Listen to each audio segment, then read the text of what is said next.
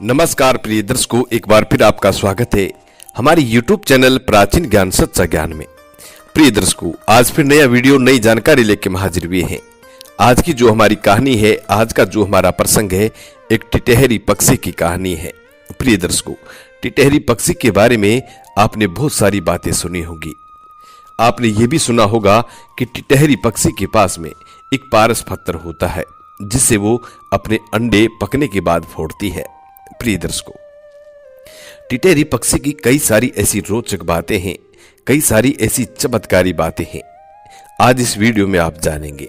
प्रिय दर्शकों, आज की जो कहानी हम आपको सुनाने जा रहे हैं, ये कहानी बड़ी ज्ञानवर्धक है, बड़ी मोटिवेशनल है। इसलिए आप कहानी को अंत तक देखें ताकि आपको संपूर्ण जानकारी हासिल हो। प्रिय दर्शकों, इस कहानी को सुनने के बाद ये हम दावा के साथ कह सकते हैं, यदि इस कहानी में बताई गई बातों पर आप अमल करते हैं तो प्रिय दर्शकों, आप कभी भी अपने जीवन में गरीब नहीं रह सकते।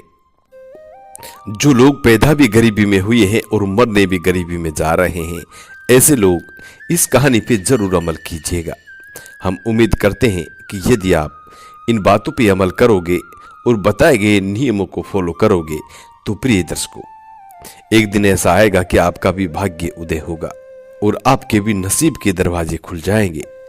कहानी शुरू करने से पहले जो लोग हमसे नए जुड़े हैं वो हमारे चैनल को सब्सक्राइब करें, बेल आइकन ऑन करें, अच्छे अच्छे कमेंट किया करें ताकि हर आने वाले वीडियो का नोटिफिकेशन सबसे पहले आपको मिले और प्रिय दर्शकों, आप उसका फायदा उठा सकें। हमारी बताई गई जानकारी पुराने शास्त्र और पुराने ऋषि मुनियों से प्रमाणित होती है। हमारी दी गई जानकारी बिल्कुल सही और सटीक होती है। इसलिए आप वीडियो को पूरा देखा करें, कहानी को पूरी सुना करें ताकि आपको उसका सार समझ में आए। प्रिय दर्शकों, जब तक किसी भी चीज का, किसी भी कहानी का कोई सार समझ में नहीं आता है तब तक वो मिथ्या लगती है, और जब हमको उसका सार समझ में आता है तो प्रिय दर्शकों, हमारे बिगड़े हुए काम बन जाते हैं, हमारा भाग्य उदय। इसलिए वीडियो के अंत तक बने रहें। शुरू करते हैं प्रिय दर्शकों आज की प्यारी सी कहानी, ये प्यारा सा वीडियो। प्रिय दर्शकों, एक समुद्र के किनारे एक गड्ढे में एक टिटहरी का जोड़ा रहता था। अब वो टिटहरी का जोड़ा अपने 4 अंडों को जन्म देता है। जब उसकी 4 अंडे हो जाते हैं तो टिटहरी अपने अंडों पर बैठी रहती। टिटहरी अपने पति टिटहरा से कहती है कि पिया जी, आप मुझे कुछ भोजन लेके आइए। अब टिटहरा दिन भर भोजन लेने के लिए जाता और ढूंढ ढूंढ कर भोजन लाता और अपनी टिटहरी को खिलाता। लेकिन एक दिन टिटहरा टिटहरी से कहता है कि प्रिय, यदि हम दोनों भोजन ढूंढने के लिए चले तो बहुत जल्द हम भोजन लेकर के वापस लौट सकते हैं। इसलिए यदि मैं अकेला गया, आप अंडों पे बैठी रही, तो हमें जितनी मात्रा में भोजन चाहिए उतनी मात्रा में भोजन नहीं मिल पाता है, क्योंकि मैं अकेला भोजन ढूंढता हूँ। ढूंढने के बाद मैं खुद अपना पेट भी भरता हूँ और तुम्हें भी लाके खिलाता हूँ। आधा समय मेरा आने और जाने में व्यतीत हो जाता है। इसलिए यदि हम दोनों एक साथ चलें और एक साथ भोजन करने के बाद तुरंत वापस अंडों पे आके बैठ जाएं, तो प्रिय दर्शकों, टिटहरे की ये बात टिटहरी को पसंद आती है। टिटहरी कहती है कि ठीक है, यदि आपकी ऐसी इच्छा है कि मैं आपके साथ चलूं तो कोई बात नहीं है, मैं आपके साथ जरूर चलूंगी। लेकिन इसमें एक छोटी सी समस्या है। टिटहरा कहता है कि प्रिय, समस्या क्या है, पहले वो बताइए। तब टिटहरी कहती है कि पिया जी, यदि हम हमारे अंडों को सूना छोड़ करके चले जाएंगे तो कोई भी जीव जंतु, कोई भी पशु पक्षी हमारे अंडों को नष्ट कर सकता है। बस यही एक चिंता मुझे सताई जा रही है। तब टिटहरा टिटहरी से कहता है कि प्रिय, तुम चिंता ना करो, हमारे अंडे मिट्टी जैसे कलर के होते हैं, हमारे अंडे पत्थर जैसे दिखाई देते हैं, इसलिए हमारे अंडों को कभी कोई अहित नहीं कर सकता, कभी कोई नुकसान नहीं पहुंचा सकता। टिटहरा और कहता है कि तुम बिगर टेंशन के मेरे साथ भोजन ढूंढने के लिए चलो। अंडों के बारे में आप बिल्कुल ना सोचो, अंडों के साथ कुछ भी गलत नहीं हो सकता। प्रिय दर्शकों, टिटहरा उस दिन टिटहरी को अपने साथ भोजन ढूंढने के लिए ले जाता है। पानी में दोनों पति पत्नी भोजन ढूंढने लग जाते हैं। जब भोजन ढूंढकर दोनों अपना पेट भर लेते हैं, उसके बाद टिटेरा टिटेरी से कहता है कि प्रिय, अब हमें अंडों के पास चलना चाहिए। तब दोनों उड़ान भरते हैं और अंडों के पास आते हैं तो वो देखते हैं कि जहाँ पे उन्होंने अपना घोंसला बनाया था, जहाँ पे उन्होंने अपने अंडे दिए थे, तो प्रिय दर्शकों वो वहाँ अंडे नहीं थे। टिटेरा टिटेरी के अंडे उस जगह से गायब हो चुके थे। अब टिटेरा और टिटेरी दोनों बड़े परेशान हो जाते हैं। तब टिटेरी अपने पति टिटेरा से कहती है कि मैंने तुमसे कहा था कि मुझे मत ले चलो। यदि मैं आज यहाँ होती तो हमारे चारों बच्चों के अंडे बिल्कुल सुरक्षित होते और कुछ दिनों बाद में हमारे छोटे छोटे नन्हे प्यारे प्यारे बच्चे उत्पन्न होते। लेकिन तुम्हारी बातों में आकर के मैंने सब कुछ गवा दिया है, सब कुछ खो दिया है। ये कहकर टिटेरी झुरझुर रोने लगती है। तब टिटेरा टिटेरी से कहता है कि प्रिय, मैंने तो सही कहा था, लेकिन मुझे ये पता नहीं था कि ऐसा भी हो सकता है। प्रिय दर्शकों, अब टिटेरी रोती हुई सामने समुद्र देव के पास जाती है और समुद्र से कहती है कि समुद्र देव, आप इसी स्थान पे रहते हैं, इसी स्थान पे थे और आप ही के किनारे पर मैंने 4 अंडों को जन्म दिया है। लेकिन मैं जब भोजन खाने के बाद वापस लौटी तो मेरे अंडे वहां नहीं थे, इसलिए आपको जरूर पता होगा कि मेरे अंडे कहाँ गए, मेरे अंडों को कौन लेके गया है।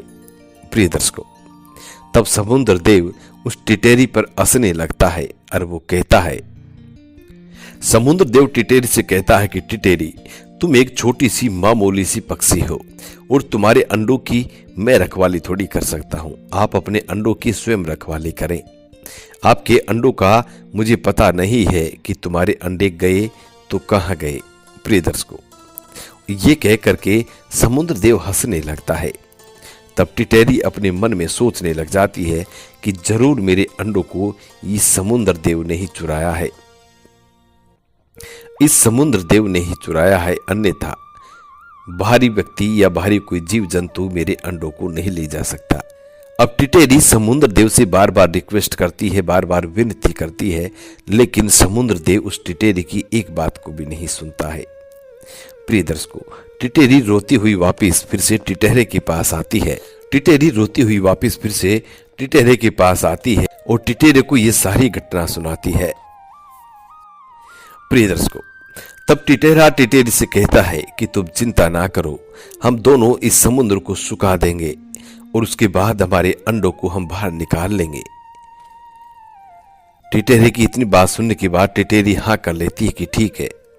तो प्रिय दर्शकों, अब टिटेरा और टिटेरी समुद्र के किनारे पे चले जाते हैं और अपनी छोटी सी प्यारी सी नन्ही सी चोंच में एक एक बूंद पानी भर करके बाहर निकालना शुरू करते हैं। एक एक बूंद अपनी चोंच में भर करके और समुद्र को खाली करने का प्रयास करते हैं। प्रिय दर्शकों, अब टिटेरा और टिटेरी सुबह से शाम तक एक एक अपनी चोंच में एक एक बूंद पानी लेकर के दूर फेंकते। टिटेरा और टिटेरी अपनी चोंच में एक एक बूंद पानी समुद्र से निकालते और दूर फेंकते। प्रिय दर्शकों, इसी तरीके से टिटेरा और टिटेरी को 11 दिन हो जाते हैं, लेकिन समुद्र में कोई असर नहीं पड़ता। समुद्र जैसे पहले था उतना ही पानी समुद्र में पर्याप्त है। प्रिय दर्शकों, अब टिटेरा और टिटेरी थोड़े हिम्मतहार होने लगते हैं, थोड़े नर्वस हो जाते हैं, लेकिन फिर भी टिटेरी कहती है कि टिटेरा मेरे पति देव, तुम घबराओ मत, हम एक दिन ऐसा आएगा कि समुद्र का पूरा पानी बाहर निकाल देंगे। तो प्रिय दर्शकों, वो फिर से लग जाते हैं और फिर से अपनी प्यारी सी चोंच में एक एक बूंद पानी की भर के निकालते और निरंतर अपना प्रयास जारी रखते। वो हिम्मतहार नहीं होते। प्रिय दर्शकों, जब टिटेरा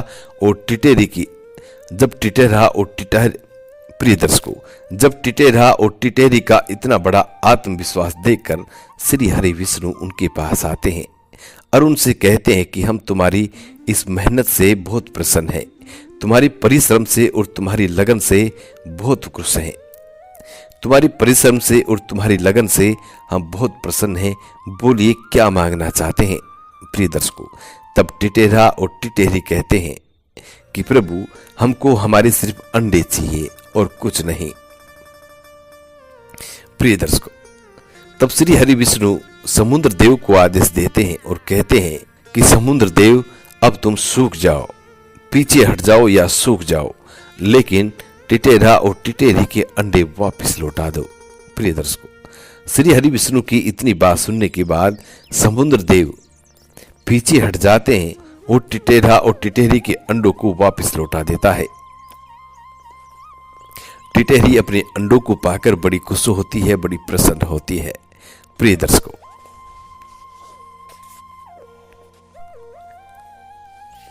जब समुद्र से बाहर टिटेरी और टिटेरा के अंडे बाहर निकलते हैं, जब समुद्र से बाहर टिटेरी और टिटेरा के अंडों को निकाला जाता है तो प्रिय दर्शकों, उनका कलर समुद्र जैसा ही हो जाता है, यानी कि समुद्र के पत्थर जैसा उनका कलर हो जाता है और इतने हार्ड हो जाते हैं, इतने पक जाते हैं कि टिटेरा और टिटेरी की चोंच से वो फूटते नहीं हैं।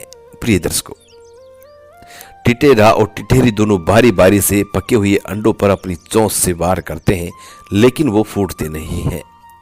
अब टिटेरा और टिटेरी बड़े परेशान हो जाते हैं, सोचने लगते हैं कि इन अंडों को कैसे फोड़ा जाए जिससे कि बच्चे बाहर निकल सके। टिटेरा और टिटेरी अपनी चोंच से बार बार अंडों पे आक्रमण करते, अंडों पे मारते, लेकिन अंडे फूटने का नाम नहीं ले रहे थे। प्रिय दर्शकों, तब टिटेरा और टिटेरी उड़ान भरते हैं और श्री हरि विष्णु के पास पहुंचते हैं। वहां जाकर के श्री हरि विष्णु से अर्जी लगाते हैं, कहते हैं कि प्रभु, हमारे अंडे पक चुके हैं और उनसे बच्चे निकलने वाले हैं, लेकिन हमारे अंडे फूट ही नहीं रहे हैं, ऐसा हम क्या करें। टिटेरा और टिटेरी की इतनी बात सुनने के बाद श्री हरि विष्णु उन दोनों से कहते हैं कि ठीक है, यदि तुम्हारी चोंच से तुम्हारे अंडे नहीं फूट रहे हैं तो हम तुम्हारी भक्ति से प्रसन्न हैं, इसलिए हम तुम्हें एक ऐसा पत्थर दे रहे हैं। इस पत्थर को पारस पत्थर कहा जाता है। ये पत्थर जिन लोगों के पास होता है वो बड़े धनी व्यक्ति होते हैं, वो सृष्टि के वो पृथ्वी के सबसे धनी व्यक्ति होते हैं। तो प्रिय दर्शकों, ये कहकर श्री हरि विष्णु टिटेरा और टिटेरी को वो पारस पत्थर देते हैं। टिटेरा टिटेरी पारस पत्थर को लेकर के अपने अंडों के पास आते हैं और जैसे टिटेरी उस पारस पत्थर को अपने अंडों से टच करवाती है तो तुरंत फूट जाते हैं और उनसे बच्चे बाहर आ जाते हैं।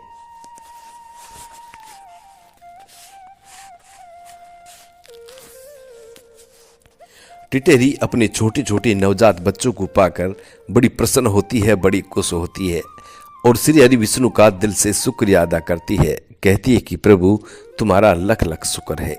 प्रिय दर्शकों, अब टिटेरी मन में विचार करती है कि यदि इस पारस पत्थर में से मैं थोड़ा सा टुकड़ा अपने पास रख लूं तो मुझे अगली बार अंडे फोड़ने में इतनी तकलीफ नहीं होगी। मैं तुरंत इस पारस पत्थर के माध्यम से अपने अंडों को फोड़ सकती हूं और अपने बच्चों को बाहर निकाल सकती हूं। प्रिय दर्शकों, यही सोचकर वो टिटेरी उस पारस पत्थर में से थोड़ा सा टुकड़ा पारस पत्थर का अलग निकाल लेती है और बाकी पारस पत्थर को श्री हरि विष्णु के पास पहुंचा देती है। अगली बार वो जब भी अंडा देती तो प्रिय दर्शकों, तुरंत उस पारस पत्थर को अपने अंडों से टच करवाती तो तुरंत फूट जाते और टिटेरी के बच्चे तुरंत बाहर आ जाते। इसी तरीके से टिटेरी के पास में पारस पत्थर आया है। प्रिय दर्शकों, अभी टिटेरी के पास में जो पारस पत्थर होता है, इसको हासिल कैसे किया जाए। दर्शकों, इसका एक सिंपल सा एक विधान है, ये पुराने ग्रंथों में भी आपको मिल जाएगा। वो इस तरीके से है कि टिटेरी जब अंडे देती है तो प्रिय दर्शकों, अंडे देने के 15 दिन बाद में टिटेरी अपने घोंसले में पारस पत्थर को लाके रखती है। प्रिय दर्शकों, टिटेरी के जो अंडे होते हैं ये 20 दिन में पक जाते हैं और 20 दिन बाद इन अंडों में से बच्चे निकल आते हैं। इसलिए टिटेरी 15 से 16 दिन बाद अपने घोंसले में पारस पत्थर को लाके रखती है। प्रिय दर्शकों, इस बीच आपको टिटेरी के पूरे घोंसले को हासिल करना है। और इस टिटेरी के घोंसले में जितने भी कंकड़ पत्थर जो भी है सभी को आपको लोहे से छुआ करके देखना है। प्रिय दर्शकों, ये आपको पारस पत्थर जरूर मिलेगा। यदि टिटेरी के अंडे 15, 16 या 17 दिन के हो चुके हैं तो ऐसे टिटेरी के घोंसले में आपको जरूर पारस पत्थर मिलेगा। प्रिय दर्शकों, ये थी टिटेरी की कुछ अनसुनी बातें जो आज हमने इस कहानी के माध्यम से आप लोगों के साथ शेयर की है। हम उम्मीद करते हैं कि आज की ये छोटी सी कहानी आप लोगों को जरूर पसंद आएगी और इस कहानी से आप ढेर सारे लाभ भी उठाएंगे। जी नमस्कार, धन्यवाद।